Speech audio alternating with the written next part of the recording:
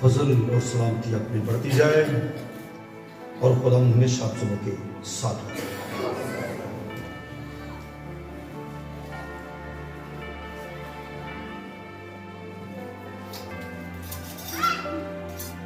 कि खुदा की कलाम में से सीखते हैं। तो यूहन्ना का पहला खत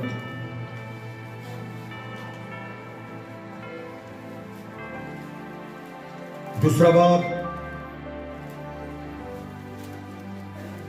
15वीं आयत से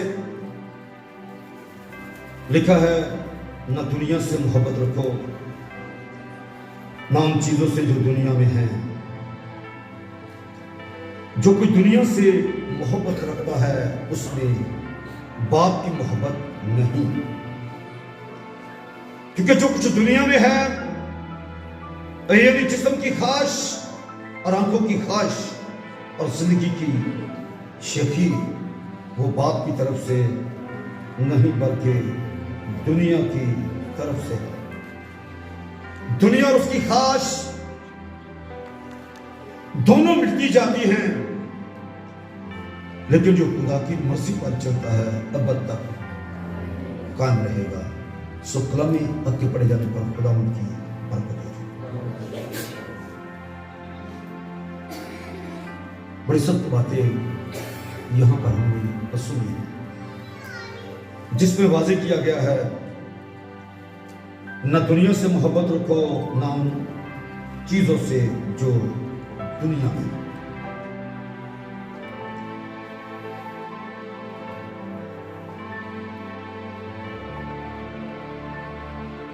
और जब एक ईमानदार इस बात पर गौर करता है, सबसे पहली बात जो उसके ज़हन में आती है वो ये है कि यूहन्ना खुद ही फरमाता है, यूहन्ना की इंजील उसके 3 बाब के अंदर बड़ी मशहूर बात है। बाप ने दुनिया से, खुदा ने दुनिया से ऐसी मोहब्बत रखी कि अपना इकलौता बेटा बख्श दिया, ताकि जो कोई उस पर ईमान लाए हलाक ना हो बल्कि हमेशा की। खुद दुनिया से मोहब्बत रखता है, पर हमें दुनिया से मोहब्बत रखने के लिए क्या कहते हैं, मना करता है।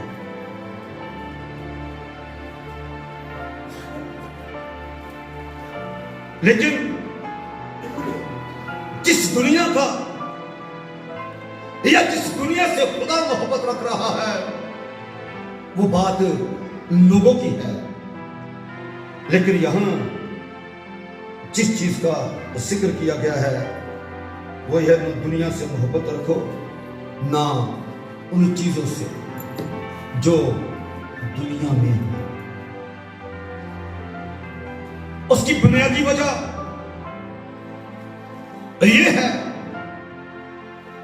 कि तुम्हें दुनिया में से चुन के क्या कर लिया गया है, अलग किया गया है। अलग किए जाने के बायस ये हदायत की जा रही है,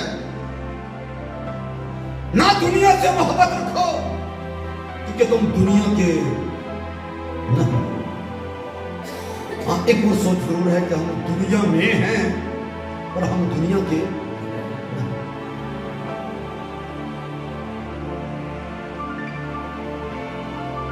इसलिए लिखा है क्योंकि हमें अलग किया गया है। अलग किए जाने के बाद अलग रहने का हुक्म होता है। और यह हुक्म क्यों दिया गया है? ताकि पाकीज़गी की जो तलब है हमारे अंदर बढ़ती जाए। हर तरह की रूहानी और जिस्मानी आलूदगी को दूर करके हम पाकीज़गी को कमाल तक ले जाएं। पाकीज़गी को कमाल तक पहुंचाने के लिए यहां लिखा है, दुनिया से मोहब्बत रखो, न उन चीजों से जो दुनिया में है। एक ही चीज रखी जा सकती है, या दिल में दुनिया रख लो या दिल में खुदा की मोहब्बत रख लो। खुदा से मोहब्बत रखोगे, दुनिया अंदर नहीं रहेगी। अगर दुनिया को अंदर रखोगे तो फिर खुदा की मोहब्बत अंदर नहीं रहेगी। और यही वजह है इस फस्ती कलीसिया को यह खत लिखा गया कि तूने अपनी पहली सी मोहब्बत जो है वो छोड़ दी। क्यों छोड़ी? इफ्सुस की कलीसिया बड़ी रूहानी कलीसिया थी, रसूलों को जमाने वाली, काम करते करते थकी रही वो कलीसिया। लेकिन एक वक्त आया, खुदा की मोहब्बत में क्या हो गई थी, ठंडी पड़ गई। और उसकी पहली वजह क्या थी? दुनिया दिल में आके बस गई। जहां दुनिया आपके दिल में बस जाए वहां खुदा की मोहब्बत कायम नहीं है। इसलिए यहां पर यह हिदायत है, न दुनिया से मोहब्बत रखो, न उन चीजों से जो दुनिया में है। जो कोई दुनिया से मोहब्बत रखता है उसमें बाप की मोहब्बत नहीं। फैसले की घड़ी है, खुदा की मोहब्बत को अपने अंदर रखना है या कि दुनिया को बसाना है अपने अंदर। लेकिन दुनियादार के बारे में लिखा है वो खुदा को खुशकार नहीं सकता। इसलिए जरूरी है ना दुनिया से मोहब्बत रखो, दुनिया से मोहब्बत ना रखो। किससे मोहब्बत रखो? खुदा से मोहब्बत। और आगे वजह भी बयान की गई है, गौर से सुनिए दोबारा जरा। ना दुनिया से मोहब्बत रखो, ना उन चीजों से जो दुनिया में है। जो कोई दुनिया से मोहब्बत रखता है उसमें बाप की मोहब्बत नहीं, क्योंकि जो कुछ दुनिया में है यानी जिस्म की ख्वाहिश, आंखों की ख्वाहिश और जिंदगी की शेखी वो बाप की तरफ से नहीं बल्कि दुनिया की तरफ से है। दुनिया और उसकी ख्वाहिश दोनों मिटती जाती हैं, लेकिन जो खुदा की मर्जी पर चलता है वो अब तक। खुदा की मोहब्बत को इसलिए दिल में रखना है कि अब तक कायम। आमीन जी। खुदा की मोहब्बत को इसलिए दिल में रखना है कि कोई कड़वी जल फूट के हमें नापाक ना कर दे। और इसी के बारे में क्या गौर से देखते रहो, कोई शख्स खुदा के फजल से महरूम ना रह जाए। इसलिए ना दुनिया से मोहब्बत रखो, ना उन चीजों से जो दुनिया में है। एक ईमानदार को अलग रहने के लिए कहा गया है। परहेजगारी की जिंदगी ईमानदार की जिंदगी होनी चाहिए। ये नहीं तो हो ईमानदार जो मर्जी करता फिरे। ईमानदार की जिंदगी किस तरह की है बोलो जी? परहेजगारी की जिंदगी है। वो दुनिया में है पर वो दुनिया का नहीं, और ये उसके फजल की बदौलत हुआ है। आमीन। है उसने दुनिया के नकम्मों को, फकीरों और बेवजूदों को चुन लिया है। चुन लिया है, चुन के जिसको चुन लिया जाता है क्या कर दिया जाता है जी? अलग कर दिया जाता है, दुनिया से अलग किया गया है। और उसके बाद दुनिया से अलग रहने का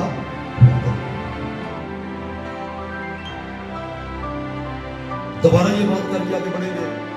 हम दुनिया में हैं पर हम दुनिया के नहीं और ना ही हम दुनियादार हैं।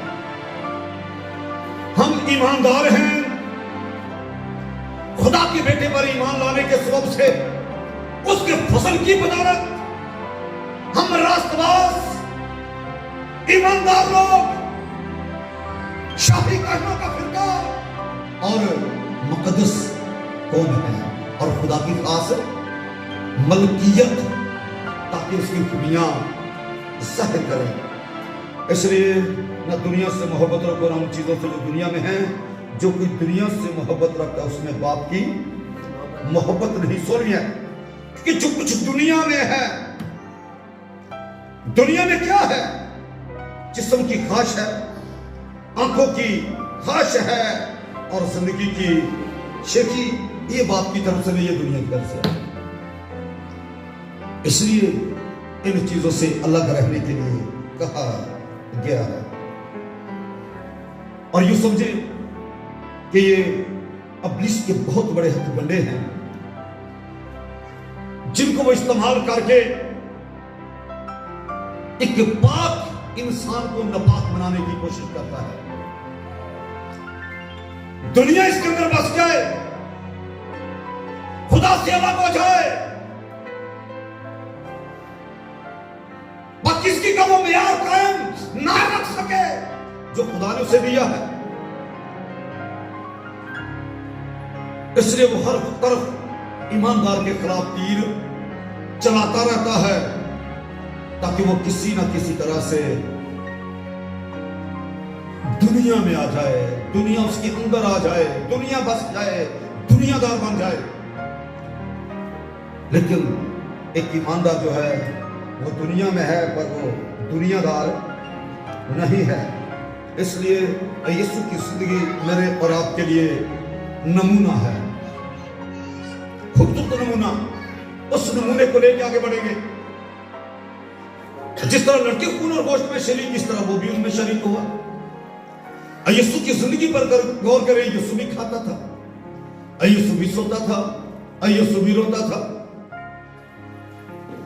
दुनिया में आया पर कोई दुनिया वाली बात, बोले जी, कोई दुनिया वाला काम जिस्म की ख्वाहिश के बारे में देखे, जिंदगी की शेखी के बारे में देखे, आंखों की ख्वाहिश के बारे में देखे और यीशु की जिंदगी पर गौर करें।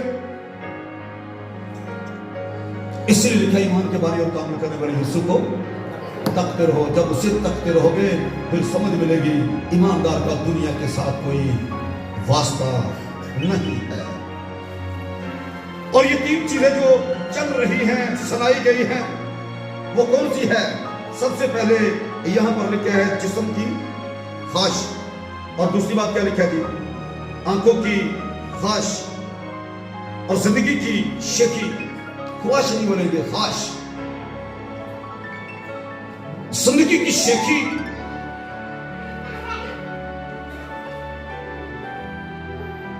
ख्वाहिश के बारे में एक बुनियादी बात को सुने। ख्वाहिश जो है वो गुनाह को क्या करती है जी? जन्म देती है। ख्वाहिश हामला होती है और गुनाह को जन्म देती है। कैसे? ख्वाहिश से मिलकर हामला होती है। पहले आंखें देखती हैं,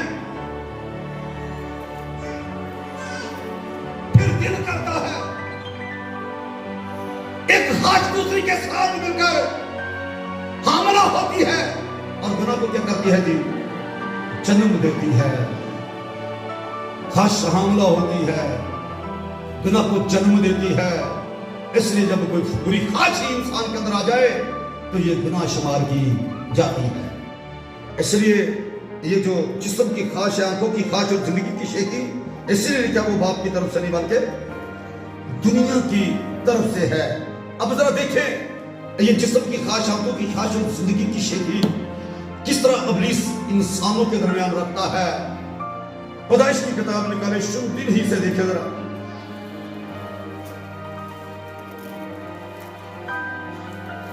पैदाइश की किताब का मजमून हर चीज की इब्तिदा, तीसरा बाब, छठी ऐसे पढ़ रहा हूं, सुने गौर से। औरत ने जो देखा कि वो दरख्त खाने के लिए जिस्म की ख्वाहिश, आंखों को खुशनुमा मालूम होता है, आंखों की ख्वाहिश, और रक्त बख्शने के लिए खूब आंखों की ख्वाहिश, जिंदगी की शेखी और जिस्म की ख्वाहिश, तीनों ही चीजें ये इब्लीस ने हवा के अंदर रख दी। हर रोज उसी दरख्त के पास है जो नेको बद की पहचान का दरख्त था, गुजरती थी, क्योंकि वो बाग भी बीच में लगाया गया था। आते जाते वक्त उसे देखते थे और जानते थे ये खुदा ने कहा है इसका फल कभी ना खाना। वो कभी भी ना खाने के लिए था, कभी ना खाना। लेकिन जब गलत सोच इब्लीस ने ज़हन में डाल दी, उसके बाद फर्क आ गया है। और वो फर्क क्या है? औरत ने जो देखा था खाने के लिए अच्छा आंखों को खुशनुमा और अपने बख्शने के लिए खूब, तो उसके फल में से लिया और खाया और अपने शोहर को भी दिया और उसने दी। अब यहां पर एक बात गौर तलब है, खुदा ने यह मना किया था, खुदा ने कहा था कभी ना खाना, ये खाने के लिए नहीं है, ये आपके लिए ठीक नहीं है। खाओगे तो क्या होगा जी? खाओगे तो मर जाओगे।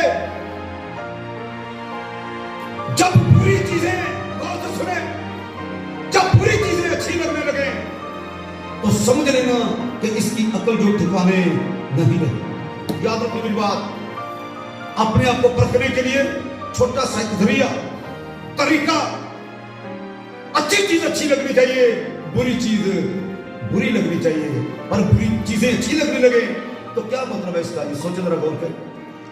इसका मतलब है कि बंदा ठीक जगह पर नहीं है। असूल ये है, अच्छी चीज अच्छी लगे और बुरी चीज बुरी लगे। तो जब अच्छी चीज बुरी लगने लगे और बुरी चीज अच्छी लगने लगे तो फिर समझ लो कि आप अपने असल मुकाम पर नहीं, आप उस जगह पर नहीं जहां आपको रखा गया था, आप अपनी जगह से हट गए हो।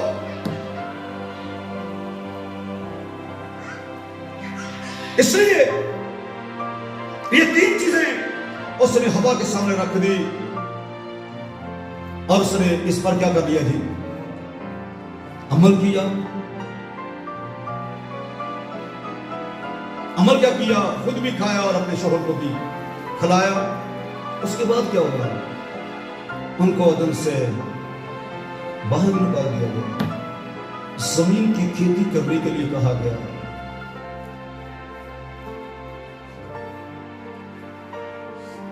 खौफ इंसान की जिंदगी में आ गया, मौत उस पर गालिब आ गई, मुशक्कत की रोटी खाने लगा, जमीन उसे पूरा हासिल नहीं देती थी। अब पहले ऐसा नहीं था, इसलिए यह हिदायत की गई है कि ना दुनिया से मोहब्बत रखो, ना उन चीजों से जो दुनिया में है, क्योंकि दुनिया से मोहब्बत रखोगे तो जिस जगह खुदा ने आपको रखा है उस जगह पर कायम नहीं रहोगे। अदल का मतलब क्या है? खुशी और खुरमी। वो खुशी खुरमी के अंदर रखे गए थे, खुशहाल जिंदगी के अंदर रखे गए थे, हमेशा की जिंदगी के अंदर रखे गए थे, पाकीज़गी की हालत में रखे गए थे। इसलिए तो खुदा ने आवाज दी कि तू कहां है? मैंने तुझे किस हालत में रखा था और अब तू कहां है? उस जगह पर कायम नहीं है जहां पर मैंने तुझे रखा था। अपनी जगह से हट गया तू।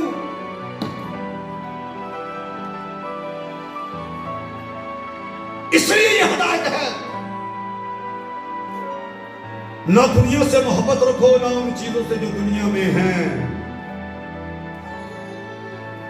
अगर ये दुनिया अंदर आके ना बसती तो आदम और हवा अदन ही के अंदर रहते, खुशहाल जिंदगी के अंदर रहते। याद रखे, आज जिंदगी में खुशहाली नहीं है तो ये समझ लो उसकी वजह ये है कि हम अपनी असल जगह पर नहीं रहे, हम अदल से निकाल दिए गए हैं। अगर ऐसी हालत नजर आए तो वापसी की राह खुदा का बेटा यीशु। आमीन जी। जिसने कहा रहा कर जिंदगी मैं हूं, वापसी की राह। अगर कोई आना चाहता है तो वापसी की राह है, आज भी ये राह है। और ये भी याद रखे, और कोई राह भी नहीं है, एक ही राह है और वो राह खुदा का बेटा यीशु है। ये वो राह है जो कदम को जाती है, जो खुशी की तरफ जाती है।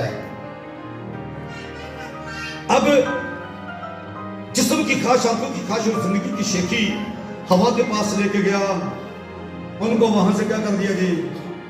निकाल दिया गया। ये पहला आदम था जिसको उसने दुनियादार बना के अदम से क्या कर दिया? बाहर कर दिया। दुनियादार अदम में रह नहीं सकता।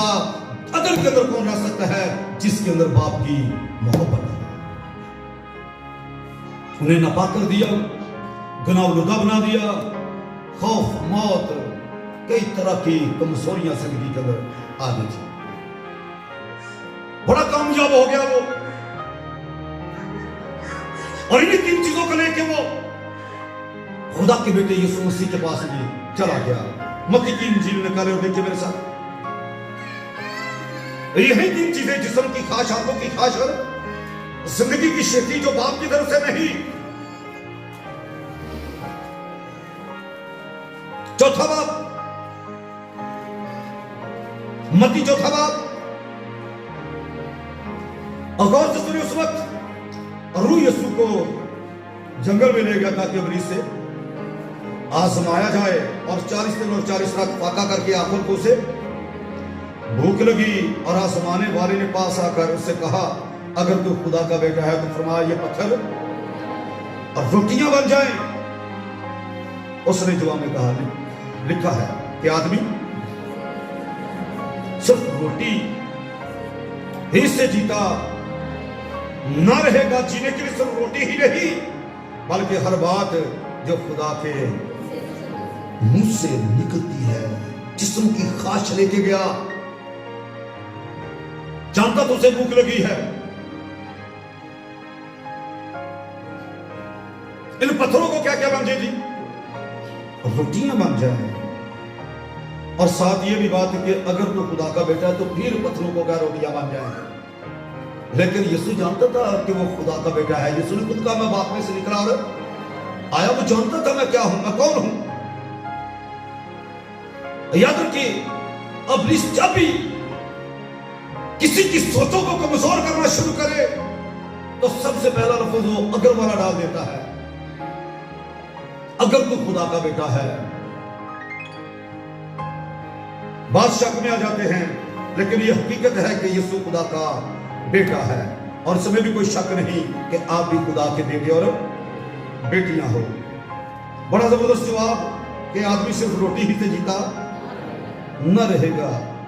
ये तो पत्थरों को कहता रोटियां मान जाए तो रोटियां मान जाते, इसलिए मैं बात नहीं करना चाहता। यीशु गैर फितरी तरीके को इस्तेमाल नहीं करना चाहता था।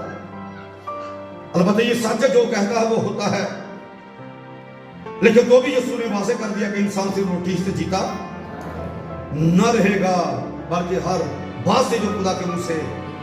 आगे लिखा था, वो इब्लीस उसे मुकद्दस शहर में ले गया और हैकल के कुंगरे पर खड़ा करके उसे कहा, अगर तू, सुनेगा उसे, अगर तू खुदा का बेटा है तो अपने नीचे गिरा दे, क्योंकि लिखा है वो तेरी बाबत अपने फरिश्तों को हुक्म देगा और वो तुझे हाथों पर, ऐसा ना हो कि तेरे पांव को पत्थर से ठेस लगे। जिंदगी की शेखी अपने ती क्या कर दे जी, नीचे गिरा दे। तेरी बाबत लिखा है, सच है, ये लिखा है, अपने ती नीचे गिरा दे। शेखी लोगों को पता चले, लेकिन मंसूबा क्या था? अपने ती नीचे गिराए और ये खत्म हो जाए। यीशु ने से कहा, सुनेगा उसे, ये भी लिखा है, जो तू कह रहा है ये भी लिखा है और ये भी लिखा है। ज़बूर 91 के अंदर वो भी लिखा है जो तू कह रहा है, पर ये भी लिखा है कि खुदावंद अपने खुदा की आजमाइश ना कर। या फिर रुकूंगा और एक और सोच देना चाहूंगा जी आपको। बेशुमार लोगों के अंदर एक सोच चलती है, और वो सोच ये है कि हर कोई खुदा का कलाम ही सुनाता है और इसमें कोई शक नहीं है। और यहां पर गौर कर ले, इब्लीस क्या कर रहा है? क्या ये कलाम नहीं सुना रहा? बोलो जी, ये भी ज़बूर 91 का हवाला दे रहा है, ये भी कलाम सुना रहा है। किसके कलाम को दुरुस्त समझे, किस बात को ठीक समझे? हवाला ये भी कलाम का दे रहा है। आज कोई जो कलाम सुनाता है हवाला में से देता है। इसलिए दुनिया कहती है क्या करे भाई, वो भी कलाम सुनाते हैं, आप भी कलाम सुनाते हैं, हम किसकी बात माने? कोई इधर को लेके जा रहा है, कोई इधर को लेके जा रहा है। दुनिया परेशानी का शिकार हो रही है। जो नहीं समझते, जो बाइबल को नहीं पढ़ते, नहीं समझे, नहीं खुले, मुश्किलात का शिकार है वो लोग। क्या करें, किस तरफ चले जाएं? आओ एक खूबसूरत रुख आपको देना चाहता हूं, इसे लो, इसे समझो। रुख ये है कलाम सुनाने वाला जो है वो यूं समझे कि एक अंधे बंदे की उंगली पकड़ रहा है। क्या कर रहा है जी? अंधे बंदे की उंगली पकड़ रहा है, और जो बड़े इत्मीनान के साथ उसके पीछे पीछे चल रहा है, ये समझ के कि मुझे सही जगह पर पहुंचाएगा। अब अगर वो उंगली पकड़ने वाला खड्डे में लेके जा रहा है, गिरेंगे तो दोनों ही। बोले जी अंधे को राह दिखाएगा तो क्या होगा? बोलो ना जी, दोनों गड्ढे में गिरेंगे।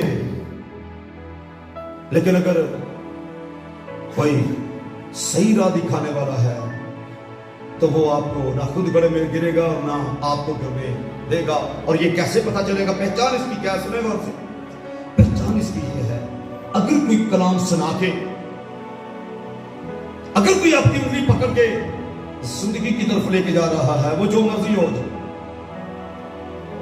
वो बिल्कुल ठीक सुना रहा है। पर अगर कोई आपको कलाम सुना के कोई मौत की तरफ लेके जा रहा है तो ये समझ लो कि ये बिल्कुल ठीक नहीं, क्योंकि ये किताब जो है ये मौत की नहीं बल्कि मौत से निकालकर जिंदगी में दाखिल करने वाली है। आमीन। इसलिए इसे समझने का आसान तरीका, अगर कोई सुना के जिंदगी की तरफ लेके जा रहा है तो ठीक कर रहा है, अगर यही सुना के कोई मौत की तरफ लेके जा रहा है तो ये ठीक नहीं है।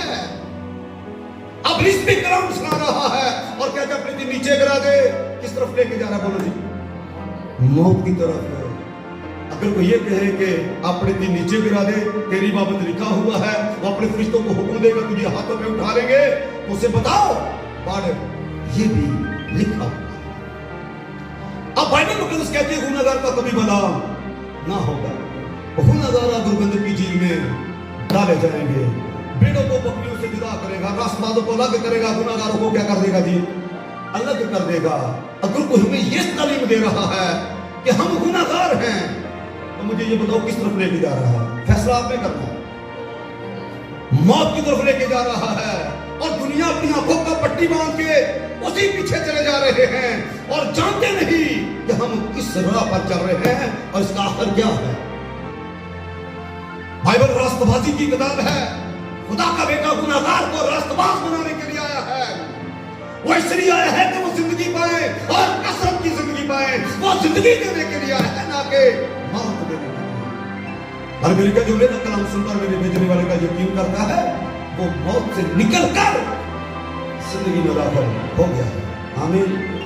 इसलिए कलाम सुनते वक्त जरा मेहरबानी करके मैं दोनों हाथ बांध के विनती करता हूँ, जरा और भी किया करो। हमें को लेके कहा जा रहा है और वो कौन सा बनाया जा रहा है?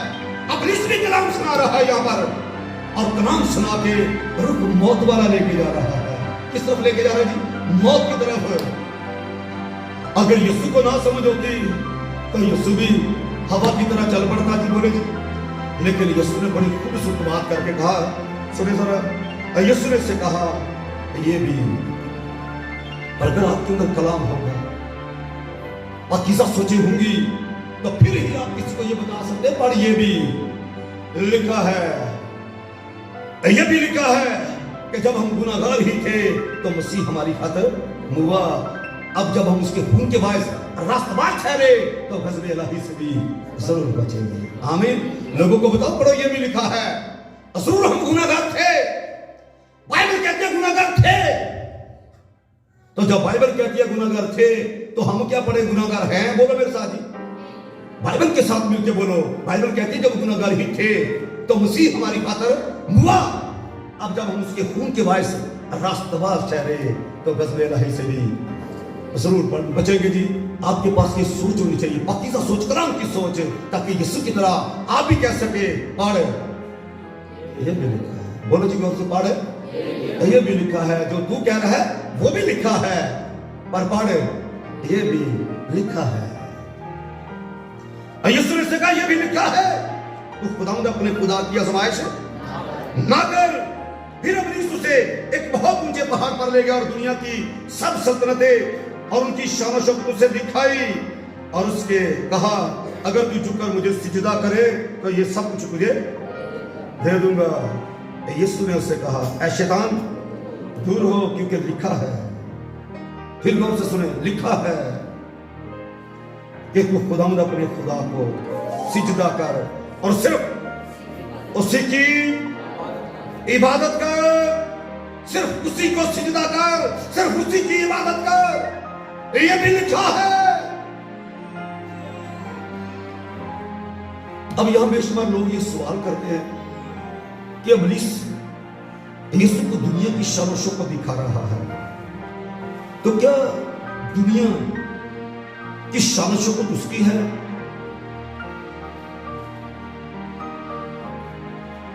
गौरतलब बात है, सब सल्तनतें से दिखाए।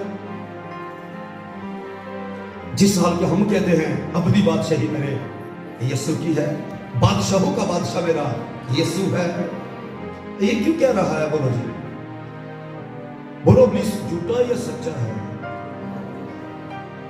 सब सोच दे रहा हूं, गौर आप कर लेना। इब्लीस झूठा है, और दूसरी बात यह भी कि यीशु को दुनिया की कोई शान और शौकत नहीं चाहिए। दुनिया से कोई ईमानदार परहेज कर रहा है, आमीन जी। इसलिए यीशु को दुनिया की शान और शौकत नहीं चाहिए, एक ईमानदार को भी दुनिया की शान और शौकत नहीं चाहिए। इसलिए यीशु ने कहा, यीशु से कहा शैतान दूर हो, क्योंकि क्यों दूर हो? क्योंकि लिखा है कि तू खुदा अपने खुदा को सिजदा कर और सिर्फ उसी की इबादत कर। तब इब्लीस के उसके पास से चला गया और देखो फरिश्ते आकर उसकी खिदमत करने लगे। अब यहां देखे 40 दिन फाका करके आखिर उसे दूर लगे। आजमाने वाले ने पास आके आजमाइश शुरू कर दी। आजमाइश का तरीका कर क्या है? जिस्म की खाश, आंखों की खाश और जिंदगी की शेखी दुनिया ही लेके यीशु के पास आ गया। अब यीशु ने मुंह तोड़ जवाब दिया है इब्लीस को, जरा गौर करें। उसके बाद क्या हुआ? फरिश्ते आके उसकी खिदमत करने लगे। आमीन जी। अब आदम और हवा का हाल देखे, दुनिया अंदर बसा के उनका हाल क्या हुआ है, और यीशु की जिंदगी पर गौर करें। दुनिया को दूर करके उसकी खिदमत कौन कर रहे हैं? आमीन जी। ऐसे याद रखो, दुनियादार जो है उसकी खिदमत जो है वो आसमानी खिदमत नहीं है, ना ही वो आसमान से कुछ पा सकता है। अब इसकी बातों को मानने वाला, जिस्म की खाश, आंखों की खाश और जिंदगी की शेखी को पूरा करने वाला अदम से बाहर निकाला जाएगा। लेकिन जो बाप की मर्जी पर चलता है, आसमान से फरिश्ते आकर उसकी खिदमत करना शुरू हो जाते हैं। इसलिए जरूरी है, इब्लीस जितने भी तीर मर्जी हमारे खिलाफ चलाए, उसका कोई तीर भी कामयाब ना हो। पिछले दफा आपने सुना, अय्यूब कहते हैं मैंने तेरे कलाम को जरूरी खुराक से ज्यादा ज़ख़ीरा किया। कलाम अगर आपके अंदर होगा, आप मुंह तोड़ जवाब दे सकते हैं। बोलो जी, जवाब दे सकते हैं। पढ़ ये भी बोले में पढ़, ये भी लिखा है। याद रखिए, रूह की लड़ाई लड़ने के लिए रूहानी हथियार होते हैं। इब्लीस भी तलवार चला रहा है और खुदा का बेटा भी तलवार ही चला रहा है। अब गालिब कौन आएगा? जिसकी तलवार ज्यादा जोर होगी, ज्यादा तेज होगी। अब यीशु की तलवार ज्यादा तेज है। पढ़ ये भी लिखा है, पढ़ ये भी लिखा है, पढ़ ये भी लिखा है। खुदावंद अपने खुदा की आजमाइश ना कर, सिर्फ खुदावंद अपने खुदा को सिजदा कर, सिर्फ उसी की इबादत कर। इंसान सिर्फ रोटी ही से जीता ना रहेगा। अगर ये रूह की तलवार आपके पास ना हुई, आप मगलूब हो जाओगे। गालिब होने के लिए रूह की तलवार जो रूहानी हथियार है, ईमानदार के पास होना बहुत जरूरी है। ईमान की सिपर का होना बहुत ही जरूरी है। इसलिए यीशु उस पर क्या हुआ जी? गालिब आया। यीशु ने दुनिया को अपने अंदर बसने नहीं दिया जो आदम और हवा ने कर दिया। अब मुझे ये बताओ, क्या इब्लीस ने अब तीर चलाना बंद कर दिए हैं या अभी भी चला रहा है? बोलो जी, अभी भी चला रहा है, हर एक के खिलाफ चला रहा है। इसीलिए तो आपको ये बताया गया कि मैं दुनिया से मोहब्बत रखो ना उन चीजों से जो दुनिया में है। दुनिया की चीजों से मोहब्बत ना रखो, क्योंकि आप दुनिया के नहीं, आप दुनियादार नहीं हो। आपको दुनिया में से चुन के अलग किया गया है, आप अलग किए हुए लोग हो। इसलिए दुनिया में रहो और दुनिया की चीजों से मोहब्बत ना रखो। सुनिए, यही तीर मेरे और आपके सामने भी उछला रहा है। मत्ती की इंजील निकाले 6 बाब,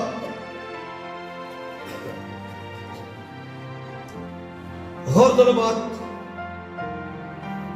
आज यही 3 चीजें हैं जिसके अंदर उसने दुनिया को उलझाया हुआ है। तो दुनिया की दौड़ सिर्फ इन 3 बातों की तरफ है, जिस्म की ख्वाहिश, आंखों की ख्वाहिश और जिंदगी की शेखी। इसी तरफ दुनिया दौड़ी जा रही है। और यहां पर यीशु मसीह ने कहा, इसलिए 6 बाब की 31वीं आयत, इसलिए फिक्रमंद होकर ये ना कहो हम क्या खाएंगे या क्या पिएंगे या क्या पहनेंगे, जिस्म की ख्वाहिश, आंखों की ख्वाहिश और जिंदगी की शेखी। दुनिया इन्हीं 3 चीजों में लगी हुई है, क्या खाएंगे, क्या पिएंगे, क्या पहनेंगे। ईमानदारों सुनो, लिखा है कि इन सब चीजों की तलाश में तो गैर को में रहती हैं। तुम्हारा आसमानी बाप जानता है कि तुम इन सब चीजों के मुख्तार हो।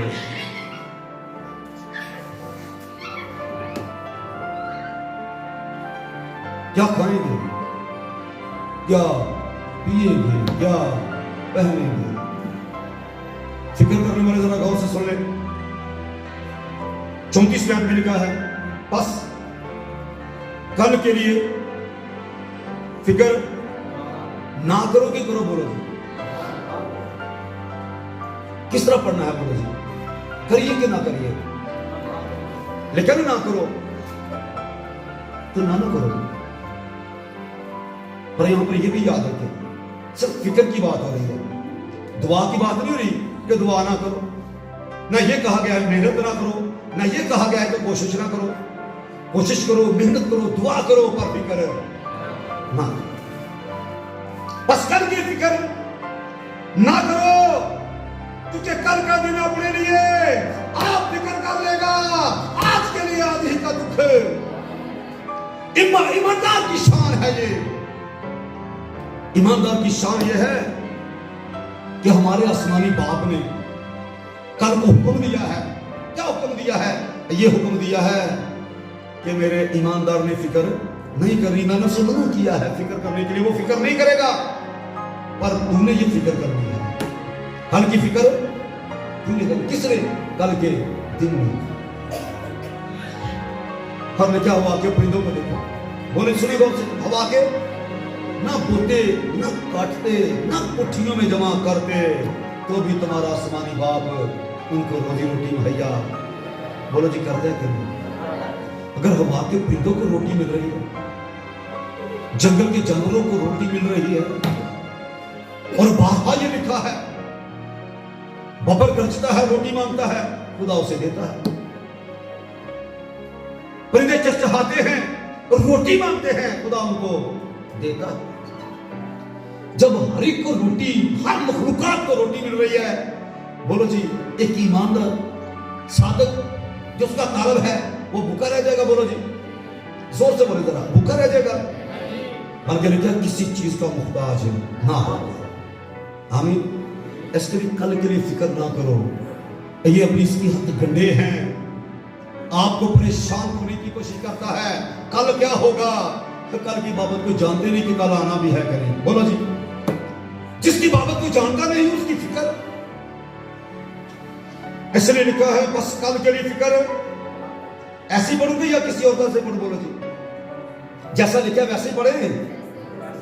कल के लिए, बस कल के लिए फिक्र। ये मुझे कहा गया कि आपकी भी बात है? बोलो जी, बोलो ना जी, बस कल के लिए फिक्र ना करो, क्योंकि कल का दिन अपने लिए आप फिक्र कर लेगा। उसे बड़ी फिक्र है।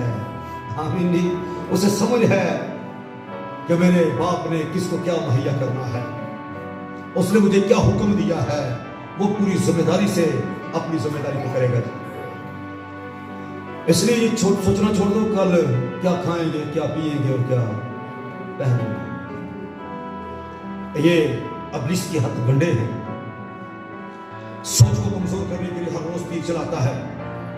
कल क्या खाएगा? आज तो खा लिया है, कल क्या खाएगा? कल क्या पिएगा? कल क्या पहनेगा? कल के लिए क्यों फिक्र करने के लिए नहीं कहा गया? गौर से सुनो, इसलिए कहा गया है कि कल के लिए फिक्र ना करो, क्योंकि पता नहीं कल मेरी जिंदगी में आने भी है कि नहीं। फिक्र करके क्या करोगे? दौलत मांगने क्या कर लिया? बड़ा नाज उसका हुआ, अपनी जान को कहता है खा पी और ऐश कर, तेरे लिए बहुत वर्षों के लिए बहुत कुछ है। जिस चारपाई पर लेटा हुआ था उसी चारपाई पे पैगाम आया, नादान तू जानता ही नहीं कि कल तेरी जिंदगी में है अभी के नहीं। तू ये कहता है खा पी और ऐश कर, तेरे लिए बहुत वर्षों के लिए बहुत कुछ है। अब मुझे ये बताओ, वो जो इतना कुछ जमा हुआ था किन के लिए है? मैं आपको बताता हूं किन के लिए। ये उनके लिए है जो फिक्र नहीं करते, उनके लिए, उसके लिए नहीं जो ये कह रहा है। ये उनके लिए है जो कल की फिक्र नहीं करते। कल की फिक्र पहले ही हो चुकी है। खेतों में बहुत पैदावार है, कोठियों में बहुत सारा अनाज है, पर उसके लिए नहीं जो ये कहता है कि बहुत वर्षों के लिए तेरे लिए खा पी और क्या कर जी ऐश कर। ये उसके लिए है जो आज के लिए, आज ही के दुख को अपने लिए काफी समझता है। इसलिए क्या खाएंगे, क्या पिएंगे, जिस्म की ख्वाहिश, आंखों की ख्वाहिश और जिंदगी की शेखी, ये बाप की तरफ से नहीं। ये किसकी तरफ से है? दुनिया की तरफ से। मैं मिन्नत करूंगा दोनों हाथ बांध के, दुनिया को कभी अपने अंदर ना आने देना। रूहानी जिंदगी का सत्यानाश कर देगी, पाकीज़गी को बिल्कुल आपकी जिंदगी से खत्म कर देगी। पाकीज़गी को कमाल तक पहुंचाने के लिए ना जिस्म की ख्वाहिश, ना आंखों की ख्वाहिश, ना जिंदगी की शेखी आपके अंदर आए। आमीन जी। अगर आपके अंदर आए तो खुदा की पाक मोहब्बत आए। आमीन। आए यूहन्ना का खत निकाले मेरे साथ, दोबारा वापस आए और सुने गौर से क्या लिखा यहां पर। दूसरा बाब 15वीं आयत, न दुनिया से मोहब्बत रखो ना उन चीजों से जो दुनिया में है, ना दुनिया से तो ना उन चीजों से जो दुनिया में है। जो कोई दुनिया से मोहब्बत रखता है उसमें बाप की मोहब्बत नहीं, क्योंकि जो कुछ दुनिया में है क्या है, यानी जिस्म की ख्वाहिश, आंखों की ख्वाहिश और जिंदगी की शेखी, वो बाप की तरफ से नहीं बल्कि ये दुनिया की तरफ से है जी। दुनिया और उसकी ख्वाहिश क्या होती है जी? दोनों मिटती जाती हैं। गौर करो जरा, हर कोई आता है अपना वक्त पूरा करके क्या होता है जी? चला जा रहा है, चला जा रहा है, हम भी चले जाएंगे। जो कोई आता है उसके बारे में ये कहूंगा, वो आता ही इसलिए है कि वापस जाए। याद रखो मेरी बात, वापस जाने के लिए आता है। हम भी चले जाएंगे। दुनिया और दुनिया की ख्वाहिश दोनों क्या होती है जी? मिटती जाती हैं। कहां गए हमारे बावजूद? बोलो जी, हमारे बाप दादा कहां हैं? आए थे, अपना वक्त गुजार के वो भी वापस चले गए। दुनिया और दुनिया की ख्वाहिश दोनों क्या है जी? मिटती जाती हैं। लेकिन जो खुदा की मर्जी पर चलता है वो अब तक कायम रहेगा। और बाप की मर्जी पर कौन चलता है? निकाले मेरे साथ जरा इब्रानियों और सुने गौर से। बड़ी खूबसूरत आयत जो मरकजी आयत है, 12वां बाब, इब्रानियों 12वां बाब, उसकी 14वीं आयत से लिखा है, सबके साथ मेल मिलाप रखने और उसका पाकीज़गी के तलब रहो। मेल मिलाप रहे पर दुनिया अंदर ना आए। दुनिया में रहो पर दुनिया अंदर ना आए। जिसके बगैर कोई खुदा उनको ना देखेगा। और गौर से देखते रहो कोई शख्स खुदा के फजल से महरूम ना रह जाए।